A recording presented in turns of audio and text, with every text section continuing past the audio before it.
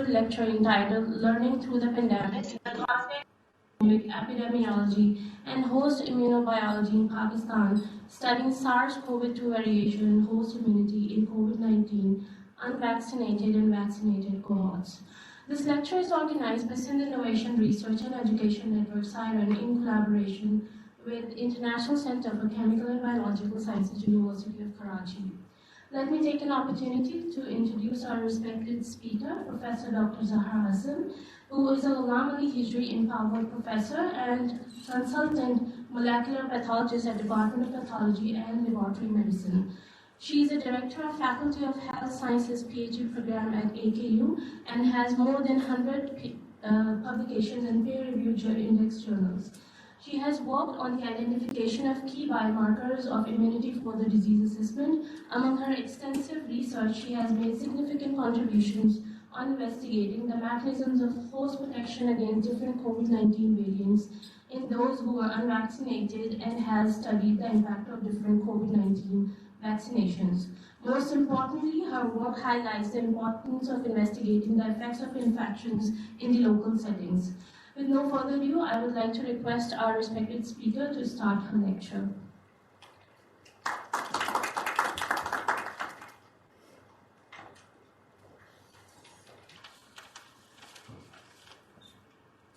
Assalamualaikum everyone, good morning, and thank you, Dr. Maria, for the introduction. Thank you, Dr. Nadeem, for inviting me, and Dr. Raza Shah for being my host. It's a pleasure to be here. I appreciate the opportunity that this session, this venue gives to share both science and new learnings with scholars, research scholars, graduate students. What I hope to present today is some research, essentially research, but because this is a teaching session, and what I will do is hopefully build the theories and the hypothesis that led us to do the work that we did. Because at the end of the day, even if one particular, for example, this pandemic is over, there are a lot of learnings from it. So hence, we are talking today, I'll be talking about COVID-19 science. I will talk about the virus, its spread, how the host responds to it. But there are certain learning objectives. So what I will do today and ask you questions in the context of different sub-areas that I hope to cover, which include viral diagnostics, how do we use them, what is genomic epidemiology. Perhaps many of you have worked with genomic epidemiology for pathogens, for humans. It's the new area we try and understand disease and its diversity. And how does that link to transmission? Okay, so that's from the pathogen side. Then when we ever need to understand a disease and its spread and its transmission, we need to understand both sides of the concern. So there's the microorganism, and then there's the host. So how does the host respond? What are the clinical manifestations of the disease? That's what you see. How sick do people get, or they do not get sick at all? And what does that mean? So in that, there are multi-pronged approaches. So I'll talk about post-transcriptional studies, gene expression studies. Maybe some of you are familiar with that. Everyone has heard of different technologies of looking at activation of responses. So, what's on, what's off. And then immunological responses. At the end of the day, we are a sum of the immunity that we have that helps us fight our exposures, our environment. How did we get sick or not get sick, and why did we? These questions remain. And then finally, the big question of vaccinations. Where do vaccinations fit in? And are continued vaccinations required? Even as we speak, there are new SARS-CoV-2 variants emerging. There's a new variant in China that is causing surges. The AKU, called for masking at the hospital last week because we have so many COVID cases now all of a sudden. So how should one respond to it? And how does it differ from how we responded 4 years ago, 3 years ago? And why? So those are the kind of things that I hope that in the next hour or so I will help you think about because, thank you, because in the context of understanding any disease, and our subject today is COVID and COVID biology, we need to consider, for example, the first thing, which is trends, diagnostics, and transmission. So, how many of you were at university here in 2020? Okay, and the others perhaps are new, you've come later. So, remember how traumatic it was. There were lockdowns, we were not sure whether we should stay home, we were not sure how intense the disease would be, because there was a huge surge of cases, surge of deaths that we saw globally. And in Pakistan, we at start just didn't have the capacity even to test. So I believe that in a year into it, even Karachi University was involved in testing. And so understanding the disease and its spread is very important in the capacity that is available to diagnose and test. But what do you test for? How do you test for it? And what do you do with the information?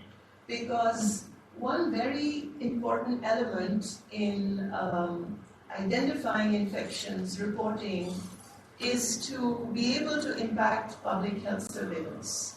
What you do and you keep to yourself is not of any value to anyone. It is the information sharing of global trends and global information that COVID science really has totally changed the map of over the years. Because before COVID, there were pockets of information for viral transmission, viral epidemiology that were available in high-resource settings, and very little information from low-income countries like Pakistan. Because we were not so relevant to that. It didn't matter so much, so we were not so active in providing information to global databases. But when you have a pandemic and it affects everyone and there's transmission, then it matters. It matters what is coming and going, and hence, if you remember, there were all these restrictions on travel. Why? Because people were moving from point A to point B to C and D, and then it was, all very complicated. So, understanding trends is important for public health considerations because it allows us to make decisions at a policy level as to what are the safe modalities for behavior, and it costs a lot to implement any changes at the larger level. So any decision needs to be thought through properly. But the interesting thing is that at the end, in 2023, while we have 700 million cases worldwide, Pakistan has reported 1.4 million up to March 2023. After 2023, the global end of the pandemic was announced officially, and cases were not counted anymore. Okay? But if we still look at the number of deaths, the numbers are still small. It's, even if we say reporting is less, it's 31,000 globally, while globally it was 7 million and 31,000 in Pakistan, right? So why was that so, and how can we try and explain that? So every microbial pathogen has a genome, and what is the genome? The genome is made up of RNA and DNA. To introduce viruses, we know that viruses are small microorganisms with very compact genomes. They can be both RNA and DNA structures. And SARS-CoV-2 is a single-stranded RNA virus. Okay?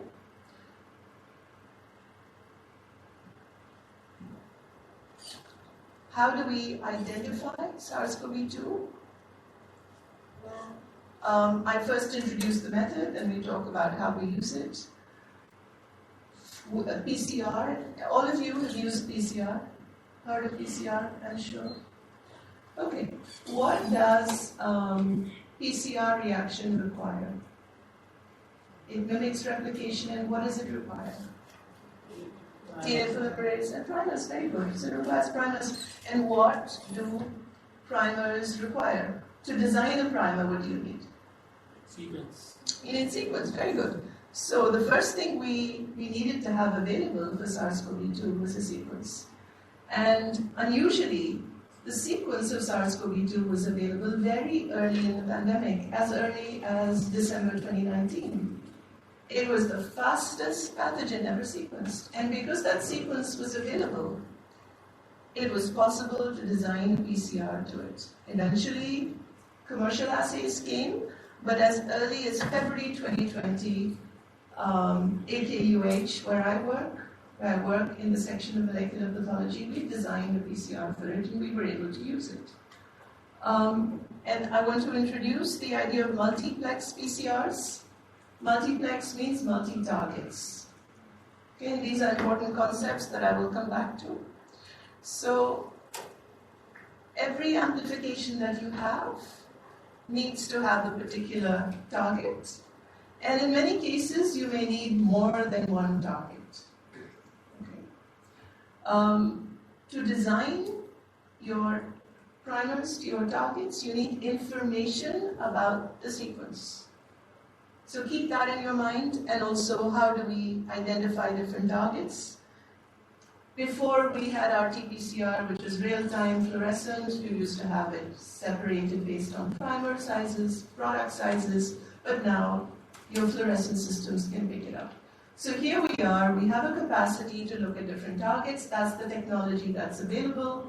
We can look for different genes. Therefore, we can look at polymorphisms. Polymorphisms are changes in the nucleotide sequence, single nucleotide polymorphisms. Perhaps you've heard of them. And viruses have a lot of them.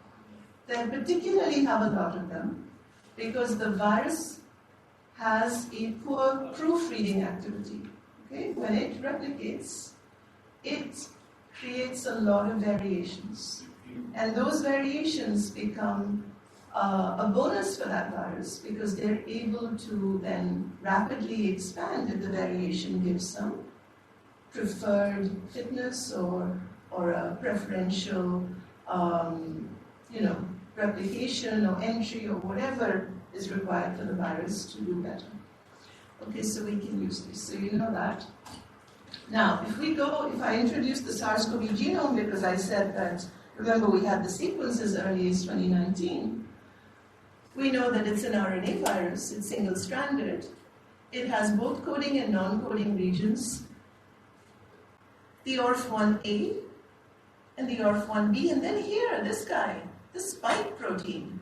So, this is a schematic of the coronavirus. SARS-CoV-2 was one of a family of coronaviruses. It's SARS-CoV-2 because SARS from 2005 was the first severe acute respiratory syndrome virus identified in Far East Asia and China and Hong Kong. It had a fatality of 30%. And, that was restricted because it was so virulent that people who got it didn't do very well, so they were able to restrict the number of cases. It didn't spread so much. But here we had another version of it that the scientists believed was completely different. And that was what was so scary, because when in 2019 it was called the novel coronavirus virus 2019 because people believed that it was so unique, it was so different. But it didn't have that kind of morbidity, mortality as the first SARS. And we'll see how. So as through my class today, we'll keep referring back to what is similar, what is dissimilar, and what does that mean for immunity and how the host responds. So here we are. Spike is the spike protein on the outer surface. This virus is called corona because corona from crown. The spike is on the outside, and this spike is what binds host receptors, because the first step in virus entry into cells, because viruses need to enter cells to infect them, to take over host machinery and then expand, because that's what viruses do. It's finding a spike. So, as we learned, it is the variability in spike, its detection of spike that becomes important. Now that multiplex, remember I said multiplex PCR? That's relevant because when the assays were designed, it wasn't just to spike, it was designed to the E region, the RDP region, because various regions needed to be considered. Now, in diagnostics, because I work as a consultant molecular pathologist in the lab, and the first challenge in diagnosing anything is knowing what sample to test. Okay? So we have respiratory virus panel, which includes influenza A, B, H1N1, for example. Again, multiplex PCR. We use nasopharyngeal swabs. For that, we use pulmonary specimens. It could be sputum, it could be bronchoalveolar lavage. Why? Because that is a respiratory sample and it's a respiratory virus. So those of us who were already doing testing for respiratory viruses understood that we need the right sample. And that right sample, and the challenge was, what sample do you need? Will sputum work, or do you need saliva? What kind of swab do you need? Is it a nasopharyngeal swab? Is it a nasal swab? So these are kind of the minutiae that we really went into in the first year. Because, can anyone tell me what's the difference between a nasal swab and a nasopharyngeal swab? Does anyone know? Okay, I'll tell you. So the nasopharyngeal is a long thin swab that goes all the way to the back of the nasopharynx. Okay? And what we use now as a nostril swab or anti-nase swab is a swab that actually is on the inside of the nostril. Okay, so now swabbing is being done on the inside. Ideally, you do it 5 times here and you put it 5 times there, and it's easy to do. Self-sampling is now acceptable. But this is 5 years later. It took a huge effort and a lot of testing and a lot of validations to show for us that in our system we could use saliva, or we could use nasal samples, or we could use nasopharyngeal swabs. And this was important because nasopharyngeal swabs were not available. They're not manufactured in Pakistan, they were all imported. And when the lockdown came in 2020, there were no swabs. The only swabs were available were in the labs who were doing respiratory testing for influenza. That's it. There were no swabs. So we tested different swabs. We developed new swabs. And essentially, we had to show that those samples could be used to identify SARS-CoV-2 genomes through a PCR. Okay. Is that clear? Now, the next piece is understanding, the context in which an infection occurs. Because another thing that we have to do when doing clinical diagnostic testing is knowing how to test, and what was the time of the symptom. So the trouble is you don't know when infection day 1 is, right? We've all had exposures, but we respond differently to exposures. So theoretically, you have a day 1,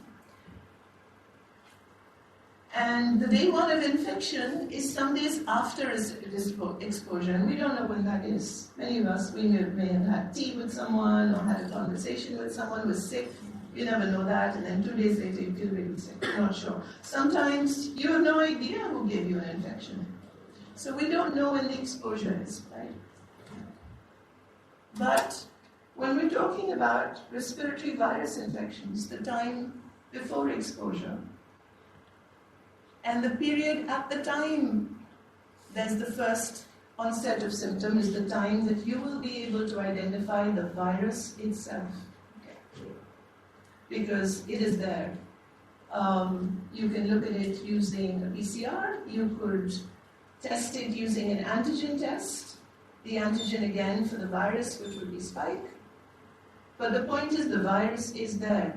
But then the virus period, the virus goes down. So if you look at the red line, there's a peak and then it goes down by week 1. Okay? And this is important to understand because in the context of how long people remain infectious, how long is the virus transmissible, how long can you be doing PCR, and should you be testing, as I'll talk about later, antibodies or IgM, because IgM, IgG are the host response, okay? So these antibody responses come up if you remember your immune system, your immunity comes up, your adaptive immune response is your B-cell response coming up after exposure, and it will come up and it'll tell you what the host has seen. Okay. So at this stage, if you do a PCR, you won't find it, and you think, I didn't have COVID. But you tested it 2 weeks after you were sick. So, there's a lot of, there can be some discrepancy in understanding that. So to summarize, that's us, that was our lab, our group, and between 2020 and 2022, in this period, there were 1.4 million cases reported, and at AKU we did 500,000 PCR tests. So the top graph depicts the data, national data from Pakistan in trends. And you remember that there were waves, they're called pandemic waves. So this is the first wave that started, documented from March onwards in 2020. This is again now 2021. There were 3 waves, and then we end here in 2022. So this is us at AKU. We're doing a lot of testing, and we realized the waves that we have actually map. They're parallel to the patterns globally and the patterns in the country, which allows us now to think about what kind of epidemiology can we understand, can we explore, can we test, what can we do to try and understand more about the circulating virus. So genomic epidemiology is studying the distribution and determination of health outcomes. Epidemiology is studying distribution determination in a specified population, and the genomic epidemiology is understanding the changing pathogen that is spreading infectious disease in the context of that population, right? So my group at the Pathology and Laboratory Medicine has for some years been doing pathogen genomic epidemiology. We have been studying bacterial DNA in the context of antimicrobial resistance. My background is TB research, and that's how we set up the sequencing labs to be able to identify how the different SNPs that develop in strains under certain conditions allow you to determine what is the right treatment for that bug. So that is the work that we segued into studying SARS-CoV-2 because we had the background there. So remember that you can only build capacity when there's some opportunity and there already is the facilities. So again, to summarize, SARS-CoV-2 sequencing turned out to be a very powerful tool to study the spread. And what we did is that we used the sequencing to generate a genomic fingerprint with the idea that the mutations then determine how the genomic fingerprint is changing, and we can look at the relationships. The first step in sequencing is extraction of the sample. Like you need extraction of the sample for diagnostics, you need it for sequencing, but at a much higher level, much more concentrated. Sequencing libraries can be prepared for different inputs. You can use the MinION or Luna sequencing, we use both. The Illumina is a short-read platform, and this is the one that was available globally in labs that were already doing sequencing, and we have a sequencer, this is what we use, it's high throughput, but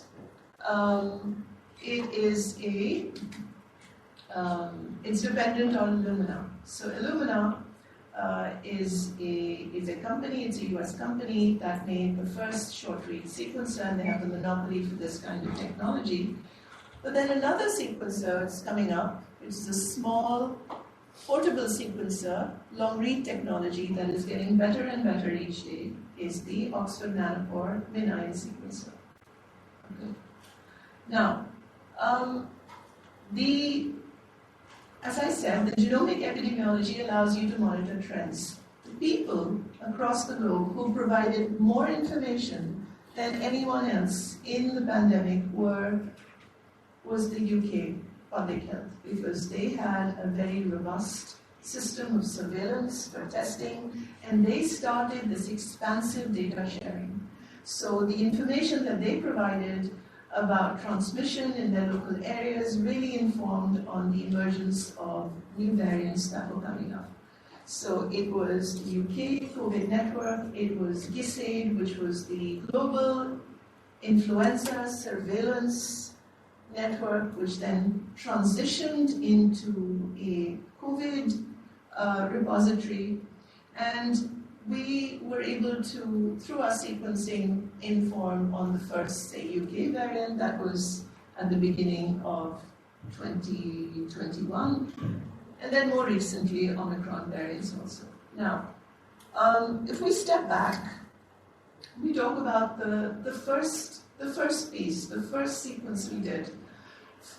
It took a really long time because we didn't have the improved PCR libraries that were made just for the SARS-CoV-2 genome.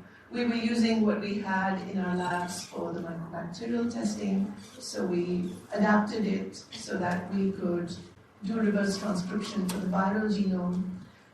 But we were successful, and what we were able to show was by monitoring samples collected in 2020, the first 6 months of the pandemic, we saw two things. One is the change, and in this slide I'll show you about the relatedness. Remember I mentioned travel and how you can't ignore COVID was a massive change in the way people thought, because all of a sudden it was relevant. What was circulating in another part of the globe. So, and you can tell that because travel allows us to identify through comparative genomes. Genomic epidemiology allows you to see what the introductions were. So the introduction is a term, the genomic introduction is a term that informs you about the similarity between the sequence you're looking at and available sequences in the globe that have been submitted elsewhere. Okay. So you can see that they were from all over the world because we were looking at travelers, because we were working with the health department. When people tested positive at Karachi airport, their samples were sent to the AKU lab, and we were able to test a number of those samples. The other thing that we observe is that the virus changes. So 9A, we start at 9A, which is 2019, the Wuhan virus, and then by March, see the branches and the nodes. So this is a phylogenetic tree that tells us that there's branching out into different virus subtypes. The G clade, the S clade, the L clade. So already by the end of 2020, we have this change. What we learned soon after, once information like this was available, it was the UK combined with CDC, combined with the information the WHO was putting out on surveillance. They identified signature mutations. So they identified first recorded, for example, alpha, they call the B11 variant, B1.7, had a key spike mutation. Remember the spike gene, the spike protein? So they start to identify these particular SNVs that give some advantage, some selective advantage for the virus. And we learned that the virus is acquiring them as you go along, because each wave is associated with a different kind of variant. So the first was alpha, then there was beta, because beta variants had N501Y, plus they had E484K, and this one K417N, there was gamma variant, and then the one that we had for the longest time, which was the delta variant. The delta variant was the big spreader. And that big spreader came from G-clade strains that had one primary mutation, which was at codon 614. And then we learned that the codon 614 is important because that allows binding. It is key for the binding site with the host receptor. So binding is important. It's the first step. Virus attaches, then it gets internalized into cells. The more efficiently it'll bind, it'll enter, the more efficiently it will expand and spread. Okay. And then other things were, of course, as you understand all the information, the expansiveness of information and literature that's available, we learned that the severity of illness, transmissibility, and then later vaccine efficacies, those are the three big areas in which we need to understand how these viruses are evolving. So what did we do? One of the things we did is use a PCR-based targeted approach to those particular SNVs linked to strain nomenclature to see how we could track the waves. And this was important because we had a shortage of reagents. So we did that, other people did that in Islamabad, in Karachi, and we were able to see these waves, track the waves. The yellow here is the delta wave, is coming up. We have the gamma, but mostly the delta wave coming up by January 2022. Okay. So to summarize that, the GISAID database, which is the Global Influenza Surveillance Database, which was a CDC-supported database, US government-supported database, was a repository for all the sequences that were being generated and submitted. So it was possible for us to match the sequences we had with what was available and to understand the spread of strains through alignment. Okay, so alignment, the term alignment, and I would encourage those of you that are interested in this. There are wonderful webinars, there's a lot of information available for sequence alignments, the information's out there. So you can explore these things yourself, you can look for regions of interest in different parts of the genome, you can see how they vary because it's all very interesting. So here, this is spike. Now I want to focus on telling you a little more about spike. Spike is the binding region. Spike is important for diagnostic confirmation, but spike, because it's so immunogenic, is also very key in understanding host immunity. And spike has two regions. It has an S1 and an S2 region. And within the S1 region, there's something called RBD, which is the receptor binding domain. Okay, so I will refer back to RBD, which is an important, it is the smaller binding domain. Okay. So, few slides here, we were able to show through our epidemiological studies that the first UK variant was identified in 2020. I already mentioned that. And then, so this slide just to say that what does GISAID do? There's the naming. So another introduction is pangolin lineages, next clade, and clades by GISAID. So this is just saying, and you can look it up later, but the idea that naming is important because the naming of the clades, and there's so much variation, so we continue to see the viruses change, and the naming was done by, in fact, conflicting namings were done because who knew how many hundreds of thousands of variations would emerge? So the original naming was very simple. They actually named alpha, beta, delta, then they got to epsilon and omicron and they ran out. So then they went back and they started to give it numbers and then clades. So naming is important, it allows you to understand spread and nomenclature. Another thing that we noticed through the introductions was that there were changes. This is just introductions, but I want to focus on this.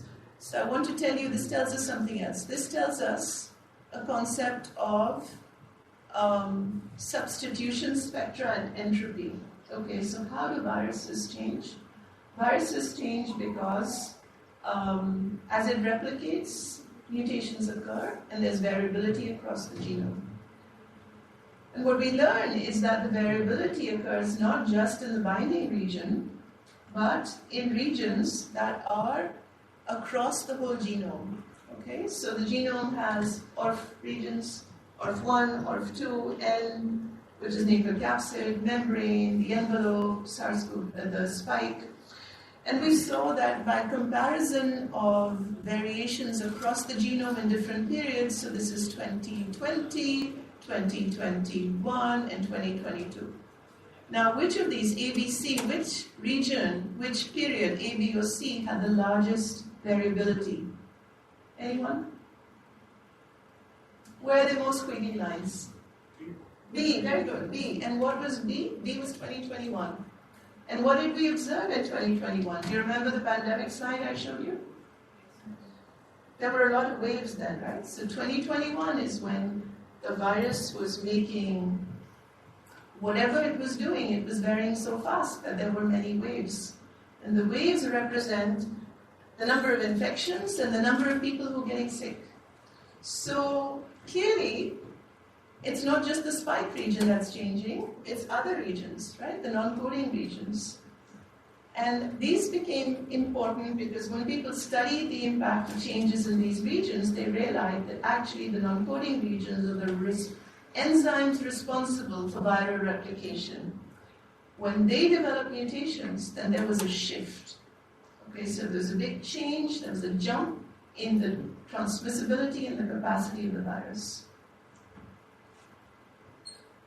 Okay, I'll pause there before I go to the host. Are there any questions?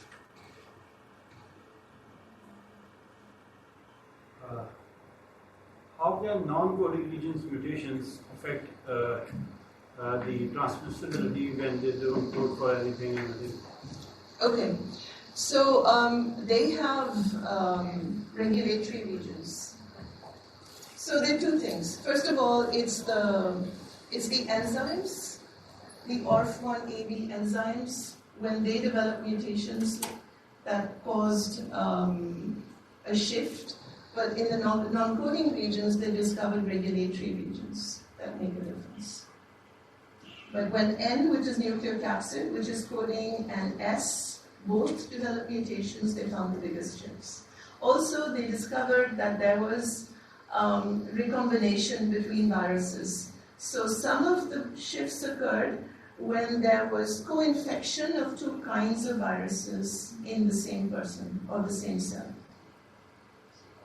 Thank you.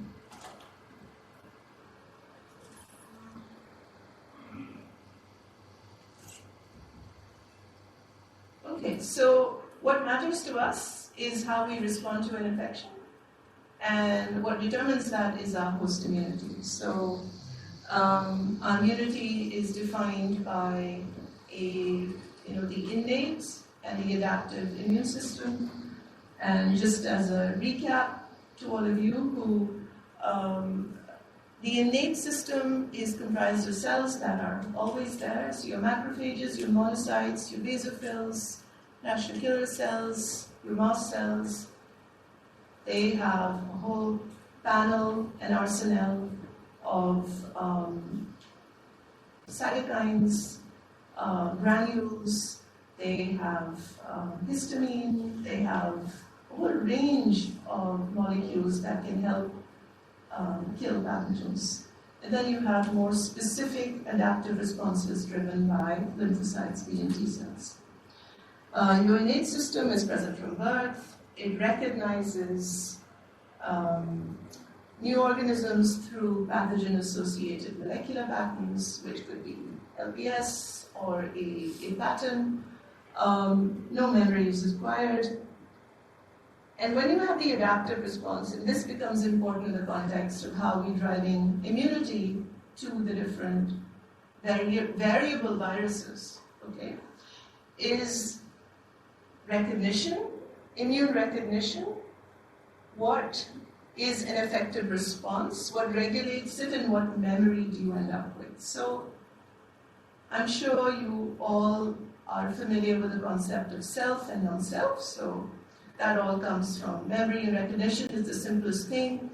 Our naive B cells and T cells, which are produced from the hematopoietic stem cell, are the ones that will recognize non-self antigens. What we need is, so this is what's happening, just a recap, is that you've got innate immunity driven by neutrophils, basophil monocytes, and then you've got antigen-presenting cells that present to B and T cells. And then you need MHC class II molecules to present the antigens, to recognize them. Yeah. All right, so one of the things we asked is, can we try and understand the infections that are occurring in people with COVID by understanding the cellular and molecular mechanisms in the people who had COVID? That was question one. And then the question two is, in the context of different SARS-CoV-2 variants, are there any differences? Because what we've seen through the following of risk and infection and disease, we had learned that some viruses were more transmissible, some of them made you more sick, some of them, later Omicron, made you less sick, but more people got infected, so there were different things happening. But in 2020, when we started, again, it was the simpler question, why is COVID in some people asymptomatic, which means you don't really, and asymptomatic and symptomatic, so the different grading, even that has changed over time. The WHO classification goes from 1 to 8, where the 1 and 2 is positive, but you have no symptoms, then you have mild symptoms, and then the grading goes to moderate and severe if you need oxygen, etc., etc. So symptomatic and asymptomatic. What we used was a transcriptional approach, because just like you can study if something is there using a PCR, you can, in the simplest form, look at host gene expression doing RT-PCR, where you're not looking at the pathogen, but you're looking at the host. I'm sure you're all familiar with that, host gene expression. Now, instead of doing one PCR at a time, which would be one target, the arrays or sequencing platforms allow you to look at multiple targets at the same time.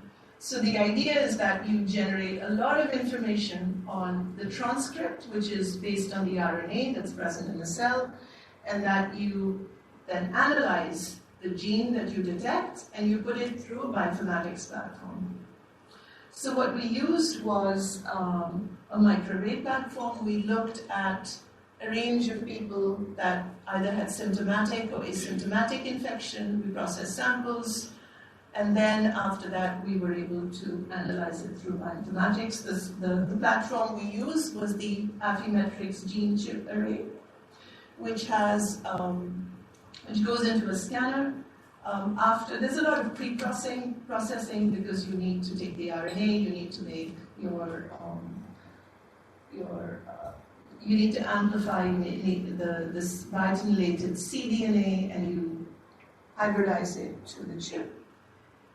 And then the chip allows you to, it's put through a fluidic system. This is the fluidic system, so it's washed, the chips are washed, so that you end up with any excess reagent, and then you scan it. And the scanner then gives you an image, and that image gets converted into signals that are associated with genes. Okay. Sorry? Okay. So, quick summary of that. What we get is information that is the fluorescent signal from each sample that is representative of 22,000 genes, because the chip had 22,000 genes. And then we see here, if you look here, I don't know how the colors are going to come up, because there's a lot of light at the back, but there's the symptomatic people in purple, which are shifted away from the controls, which are blue, and asymptomatic that are red. So this is the group of people who are healthy or not so sick, and then the purple are the group of people who are sick. These were people with severe disease, ICU. So that was interesting. And then we could also tell how many genes were different, and we saw that between asymptomatic and symptomatic people, 3,404 genes were different. And then we next looked to see which genes were there. When we looked at the genes, you can do a KEGG pathway analysis. I'm introducing these terms, and this is just brief, but all of this is available online. This work is published, you can read it up, and you can learn for your information how KEGG pathway analysis works.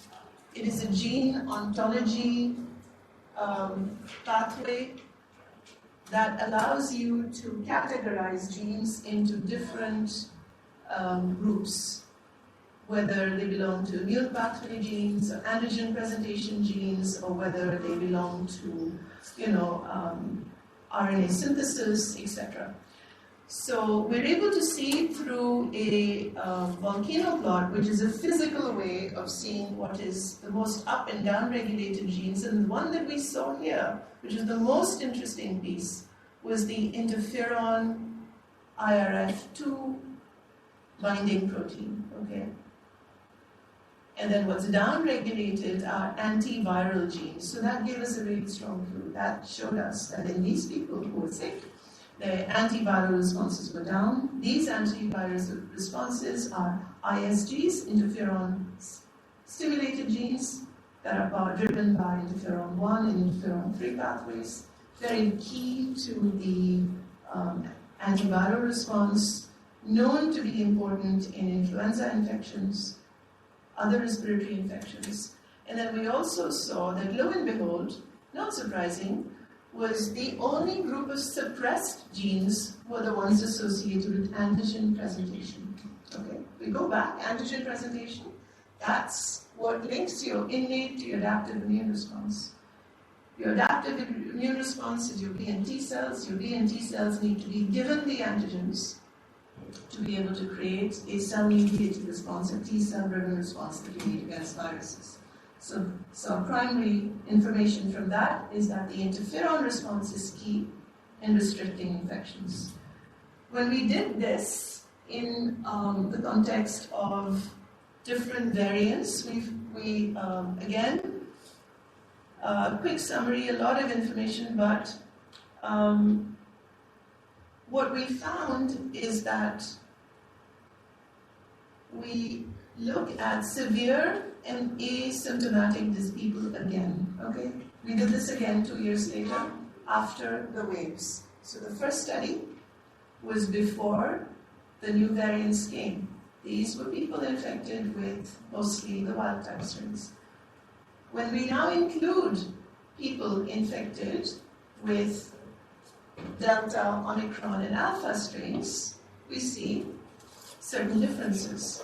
And the certain differences are related not just to inflammation, but there are more pathways that are suppressed.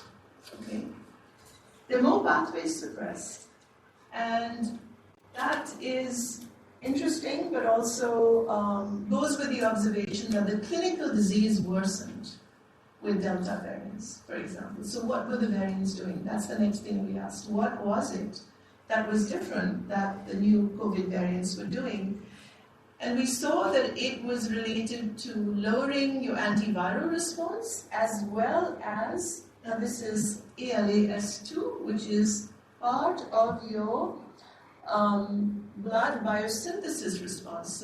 So here, ALSA2, we have HBB, which is a hemoglobin protein, and this led us to see that, in fact, in people who had asymptomatic disease, even in them, the impact of the new variants was a depression of the hemopoietic response. So the blood biosynthesis genes, the blood coagulation genes were limited. Now, we know that the new variants were associated with higher risk of cardiovascular disease, with stroke. So this fits with that hypothesis. So I summarized this piece by saying that we used a transcriptional approach comparing people infected with wild-type alpha-delta strains, and we showed that the pathway genes related to interferon were key in protection, and that with the new variants, there were higher inflammatory responses and lowered responses associated with heme biosynthesis pathways. So, the people that were included in both studies, Yes. were they vaccinated or not? So, the answer is no. So, this comparison that we show is a very clean group, because when we looked at the whole group, and in fact, we're still analyzing the data from what vaccinations do, because vaccinations change the profile. So in this group, it's a clean group. It's only people who were asymptomatic and unvaccinated.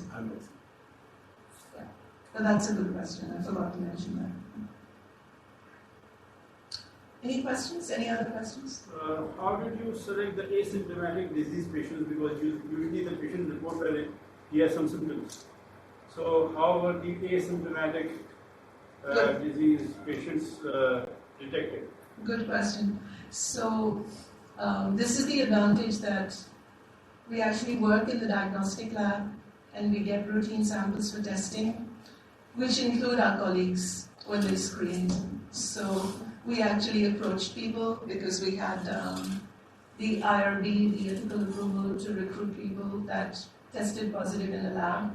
So we retained the samples we identified when they were positive, and then we recruited them to our study, because the study was separate from the routine service. The routine service was just testing, doing PCR testing.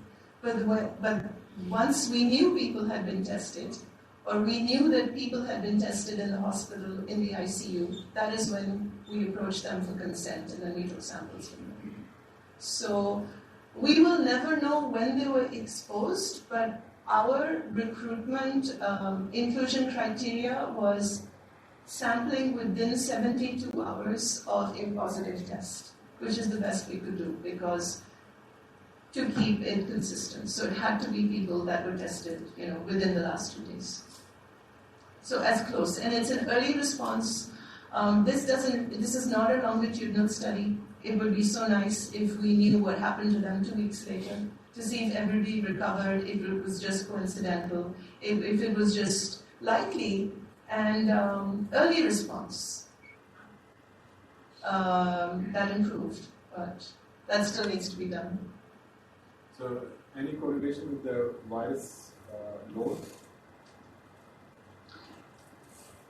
So the viral loads, generally speaking, were much higher for Delta. Much higher for Delta.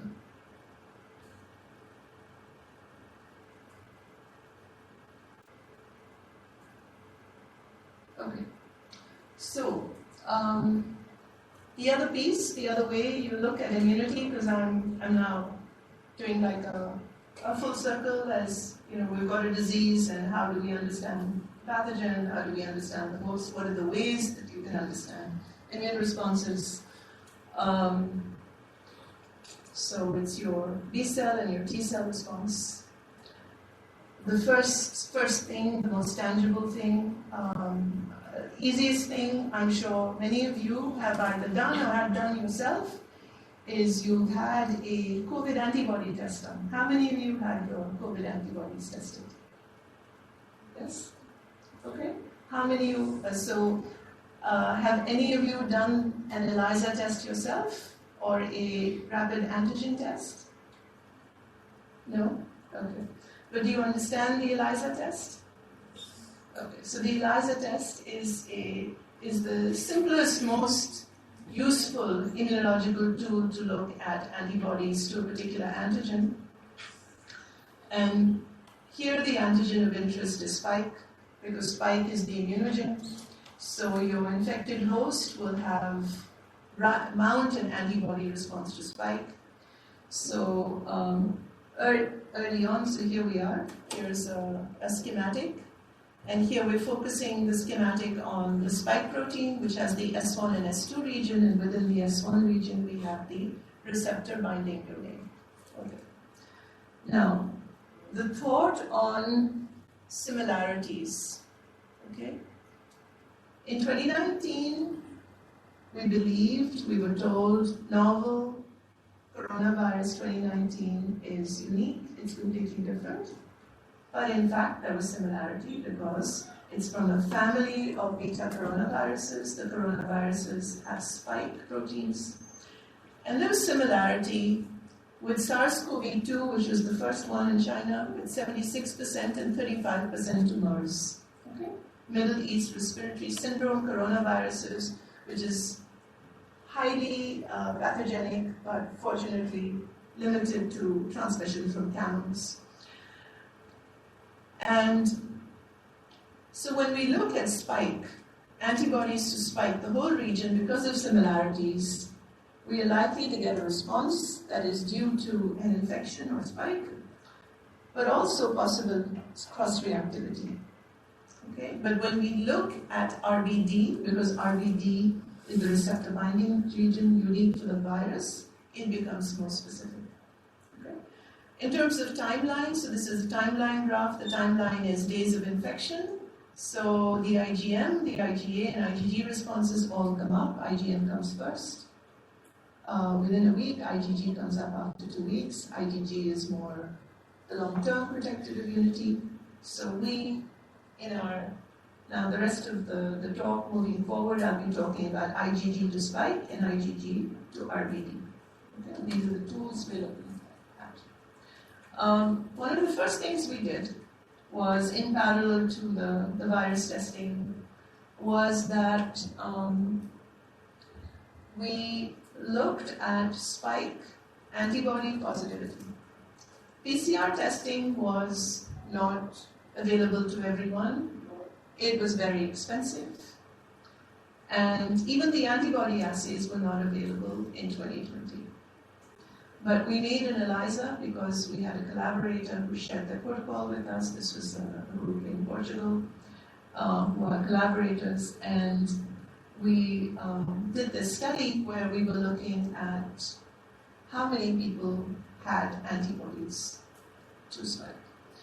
And we were shocked, and we did this again and again, that as early as December 2020, 53% of people had antibodies to spike. 53%, that's a lot. And these were healthy people. And we looked at the healthiest people, so we worked with our colleagues in the blood bank, where the asymptomatic blood donors who said they'd never had COVID, never been tested for COVID, or if they'd been tested, they were negative. They had 53%. But then when we look at the RBD positivity, it was less. This is about 20%. Okay? And it took us a long time to convince the reviewers to publish our paper because they were convinced we had subclinical infections, that all the 53% were infected. We said, no, they're not infected. But no, they weren't tested. Anyway, so then moving on, we did something even more interesting. We went back to pre-pandemic samples. Pre-pandemic from 2014. Okay? So in our bank, in our sera bank from different studies, we had sera from people from 2014 to 2018, truly pre-pandemic, and there we found individuals with positivity to spike. So we have a positive line here. So we have about 10% of individuals who are positive to spike, and then fewer smaller percentage positive to RBD. The numbers are here. So 12% to spike and 14.9% to RBD. What does that tell you? I think the coronaviruses are very prevalent as flu, causing flu.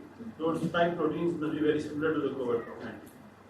So they had the antibodies for that, Yes. and they were also reacting with the COVID.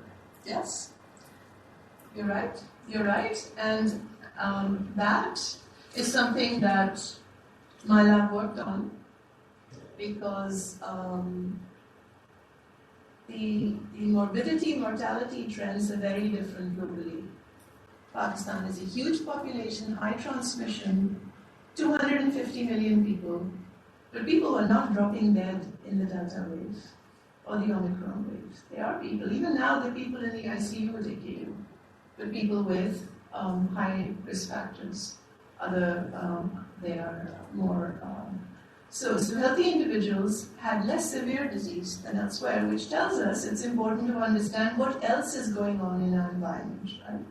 So at this time, while we were working on this, some papers came out where in Europe, in studies from Italy and in Spain, they had looked at exactly this. They had looked at circulating coronaviruses because there are alpha and beta coronaviruses.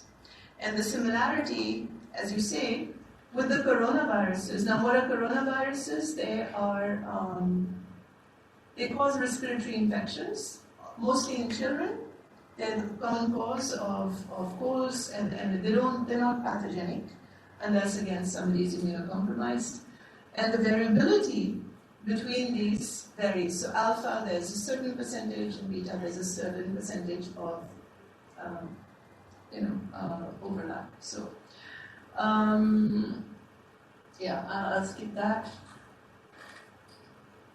So I put this up, but now you know about memory, so I won't spend too much time about memory, but this slide is just to say that when you have a memory response, it's a B cell and a T cell response, which is what we looked at next. And the memory response is now memory is generated by either exposure or vaccination. Okay, so you have a first insult, which can be the infection. If the infection is cleared by the innate immune system, you don't end up with a memory response. Okay, make clear. You may not have a strong memory response, which is why people said that, if you're not really sick, corona छू के चला गया. In fact, it was correct. वाकई में छू के चला गया. छू innate system को छू के चला गया. So the stronger response you have depends on how your adaptive immune system was activated. In the context of vaccines, how well did your vaccines work? What vaccines should have been used? There was a lot of excitement, a lot of fear, a lot of anxiety, a lot of planning. What was good, what was not good. We had so many options for Chinese vaccines. We had different inactivated vaccines, Sinopharm, Sinovac mainly. We had CanSino Bio, the backpack, single-dose vector. Then later we had the mRNA vaccines, which were for particular risk groups because there was such a shortage. Then much later they were given to children. And again, from our country, there was very little information. So there were a couple of studies done by my colleagues at AKU that I'm sharing here for general information. They have the vaccine effectiveness studies that are done basically fall into the first category, which is a test negative group. So meaning what they did was they identified people who had COVID and then asked what vaccines did they receive, right? So that's identifying the person first and then seeing what vaccine they received. And that study looked at people vaccinated with different things, and they found that the vaccine effectiveness of the inactivated vaccine was lower. I'm sorry, this is probably not readable, but you can look it up online. Vaccine effectiveness of inactivated vaccine was lower than mRNA vaccine. But again, it depends on what you're looking for, because it didn't look at severity, it just looked at who tested positive. So infection, getting COVID is different from being sick from COVID. Okay? And there's another study that did the same in the healthcare workers because we had regular screening done. So this was done by the family medicine group that actually followed healthcare personnel when they got sick.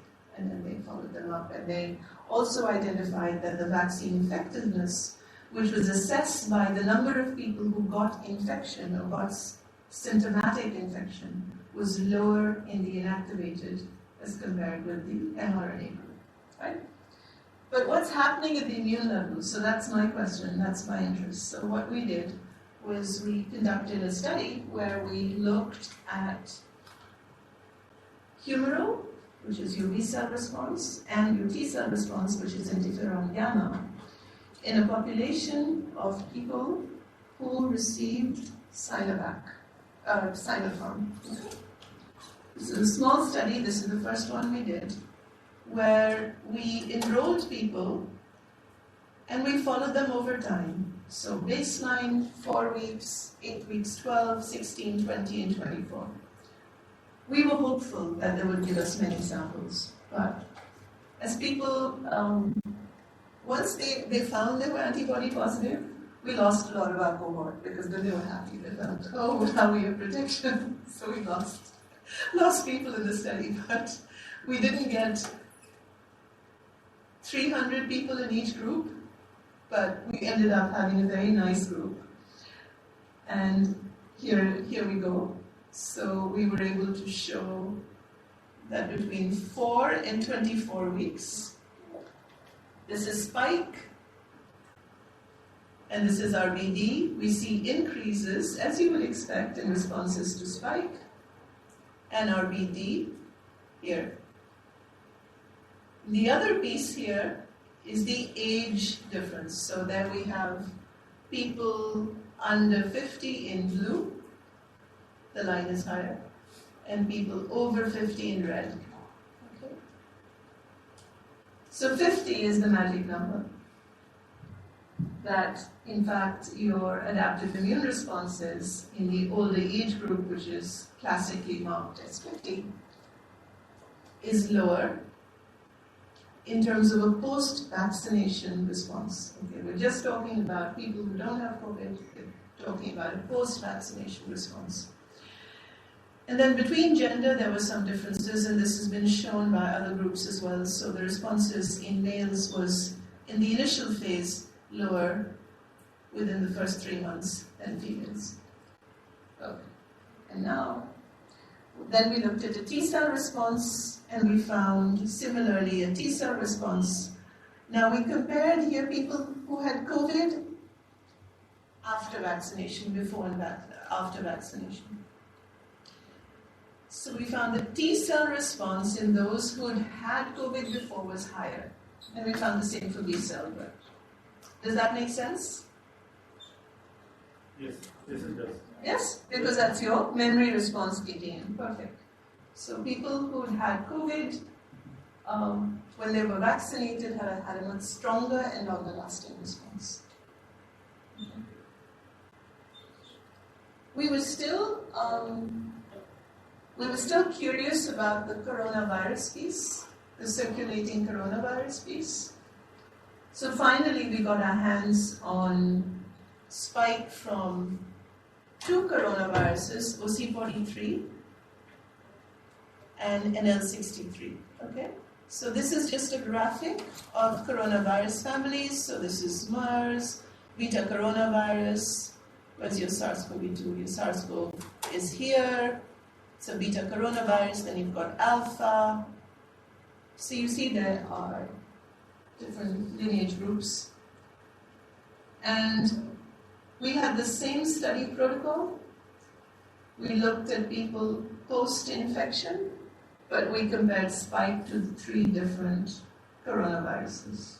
So it's spike, SARS-CoV-2, spike, NL63, and spike, OC43. And to summarize, I'll just summarize to say that we find that by sampling at 6, 12, and 24 weeks, we find that there is a correlation between this is a correlation curve that tells us there's a correlation, a very nice positive correlation between people who have RBD positivity to SARS-CoV-2 and to NL63 spike. So there you go. So we're able to show that the reactivity was in fact related to recognition of common antigenic epitopes. And then we were able to show here, this is showing that after infection, you have a rise in spike SARS-CoV-2 and also in NL63 and OC43. Okay? So that's proving that as close as you can get. I mean, ideally, we should have been able to do the RBD to these regions, but the spike is good enough because we show the similarity between the RBD region of SARS-CoV-2 and the spike of OC43 and NL63. So the learning outcome from this piece is how, when you're looking at immunogenicity, it's important to understand your pathogen, to understand relatedness, because that allows you to think about the right tools to ask the question. And the question could be related to exposure, it could be related to vaccination, protection from infection. So, pause here at this point. Do you have any questions? We have seen that globally, almost majority of the people were vaccinated, even though they were never affected by coronavirus. Naturally, they had the immunity. But do you have studied any drawbacks of being vaccinated? Like many controversial theories on social media, and even the people who asked about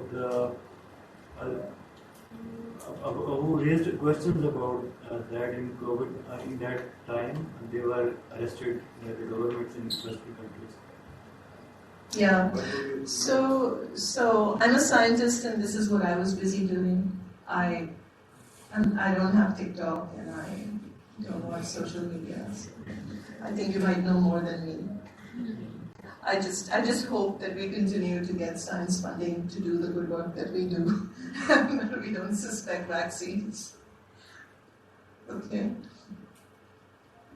Right. So I want to introduce one more kind of methodology and another tool which helps us look at immunity or how viruses cause infections, which is a neutralizing assay. Have you heard of it? Anybody heard of a virus neutralizing assay? Yes? Good. So the thing is that when we measure antibodies, you're measuring the IgG. But to see if it's functional and if it's actually blocking entry of a virus, the hypothesis is that your antibody will bind the virus, and that's how it'll help clear it, right? It'll bind it, it'll feed it to a macrophage, it'll be processed or cleared or by some phagocytous process. But your neutralizing assay actually is able to determine viral entry, either through plaque formation, so the virus you do an assay where you can measure plaques of viruses caused in mammalian cells that allow the virus to enter. Those are live virus assays and would require BSL-3 for something like SARS-CoV-2. So what we used, working with a collaborator of ours who developed a pseudovirus assay, is an assay that allows you to have the spike antigen on a plasmid, and that plasmid is a lentivirus vector, and that vector then is presenting the antigen of spike, and then it's a mimic. So what you have is a way that you put the plasmid in the cell, and then the plasmid has a spike which has a GFP tag, so it's fluorescent. So we in the end measure fluorescence based on whether there's entry or no entry into cells in the condition of your test condition, which could be serum from somebody that had COVID antibodies and those who didn't. So that's the principle. And then you can measure it, because it's fluorescent, it can be measured in a fluorometer. Okay. And then the data from that, you get, it's done, I won't go through the mechanics of it, you can look it up if you want, but you do titrations of them, and then the titrations are plotted, so you end up with curves, which are titration curves, and the titration curves tell you whether there's any restriction of neutralizing activity. So the idea is that you will be able to test sera and then be able to test whether that neutralizing activity has the ability to block virus entry based on a fluorescent number. So that's the principle of it. This is what neutralizing curves look like. So if you have a curve like this, which is, plateaus, there's neutralizing activity here. Curves like this show there's no neutralizing activity. So we did that. We looked to see vaccine responses, and we looked over time, and we saw the antibodies that we measured in different people. Were they truly effective, and how effective were they? So we asked that question. And in fact, this work has just been published this week, so I'm very excited about it. And what we did was we made pseudoviruses to different emerging variants also. So we did the wild-type pseudovirus, we did Delta, and we did a 2024 JN1 Omicron variant. And I will just give you my last slides to show that we compared vaccines. So this is just a couple of slides. We look at vaccines, inactivated vaccine, mRNA vaccine, one-dose vaccine, two-dose vaccines. If we look at the RBD curves, essentially, when we have a comparison, there's a lot of data here, but what I will tell you is that all the vaccines work, but the magnitude of responses to mRNA vaccines is higher in the initial period. Okay? So this huge spike you get between 0 and 6 weeks is huge. This is an mRNA vaccine trend, which is very different from inactivated vaccines. And then we compared titers. We compared titers to the wild type between the vaccines, and we found the titers are also different. They're higher in the mRNA group, so the antibodies are working. And we found that the T-cell responses are also higher in the after mRNA vaccines. Okay. So these data in this piece show that the neutralizing activity differed between vaccines. It was most potent after mRNA vaccination and the least after one-dose vector vaccinations. Right? So what it tells us, it's important for us to think about high-risk populations, who needs revaccination, who needs booster vaccinations, and if SARS-CoV-2, as we know, is now an endemic virus, should we be thinking as this as something that should be an annual vaccine for high-risk groups? Like you have flu boosters, should this be a booster vaccine? That is something for the future and something at the public health levels and scientists need to think about. And right now we have a new variant that You probably heard about it. It's surging in China. We have cases here. We're in the process of sequencing it to see whether the one in Karachi is this one or something else. But the principle, we believe, would be the same, that if you were vaccinated earlier, you do have protection. But if you are immunocompromised due to age or any other condition, you need to be more careful and try and take protective measures such as masking and staying away from crowds to avoid transmission of infections. So finally, I would like to thank you for being here, listening to me, and I hope that it's been useful. The work that I did was supported by the Hasan University and also an iccbs project. Our teams at the Department of Pathology, Laboratory Medicine, and with collaborators nationally and also in Portugal, particularly Professor Zahra has been very useful in developing this work. And thank you very much.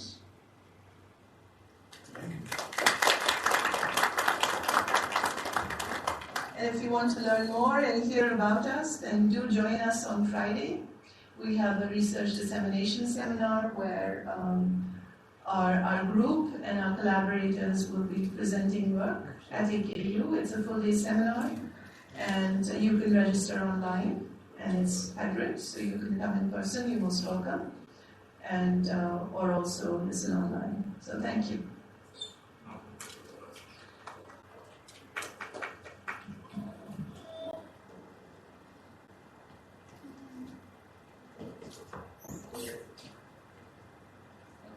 Yes.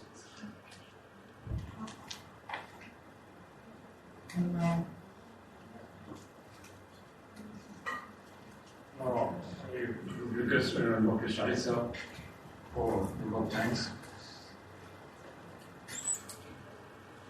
I was not prepared for this. Thank you very much,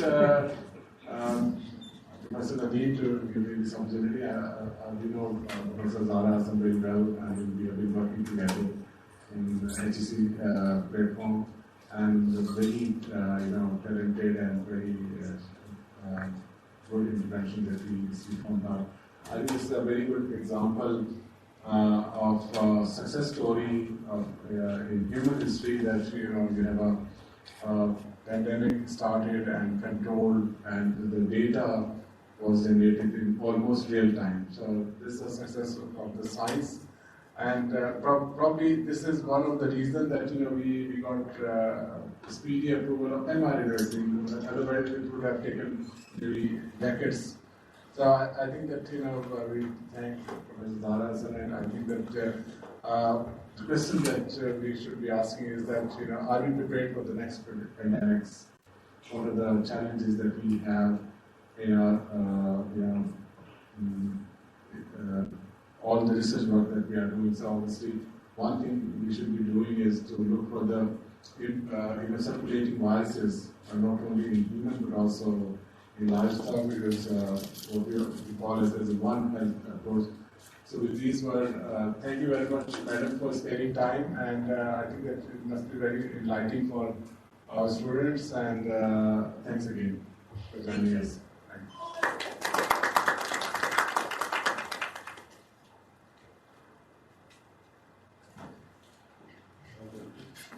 Good, how are you? Nice to see you. Thanks for coming. I was stuck in the meeting, and then I was just Hello. Hello.